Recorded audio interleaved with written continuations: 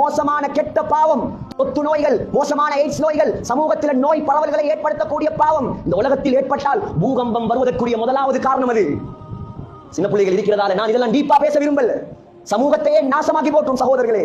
லேசான பாவம் இல்லை இது. இதுக்கு தான் ஷரியத்து சொல்லுது, மகரத்தை பேணுங்க, அல்லாஹ்வுடைய சட்டங்களை மதிங்க. உங்களுக்கு யாரை பார்க்கிறதுக்கு, பேசுறதுக்கு, கதைக்கிறதுக்கு, உறவாடுறதுக்கு அனுமதி இருக்கிறோ இவங்களோட மட்டும் உங்களோட தொடர்புகளை வைங்க.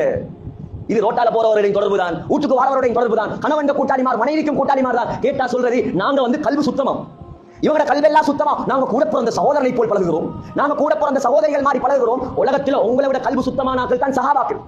உலகத்துல எங்கட பொம்பளைகளை விட கல்வி சுத்தமான ஆட்கள் தான் ஸல்லல்லாஹு அலைஹி வஸல்லமுடைய மனைவிமார்கள்.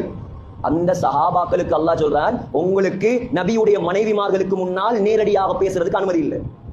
ஏதாவது அவசியமா, ஏதாவது இக்கட்டான நிலைமையா, தேவையா, ஏதாவது கேட்கணுமா, திரைக்கு பின்னால் இருந்துதான் உலகத்தின் பரிசுத்தமான பெண்களுக்கு பின்னால் இருந்து பரிசுத்தமான சஹாபாக்களுக்கு அல்லாஹ் கொடுத்த அனுமதி. இங்க யாரும் சஹாபாக்களை விட பரிசுத்தமான ஆட்களும் இல்ல, இங்க யாரும் சஹாபாக்கள் பெண்மணிகளை விட பரிசுத்தமான பெண்களும் இல்ல.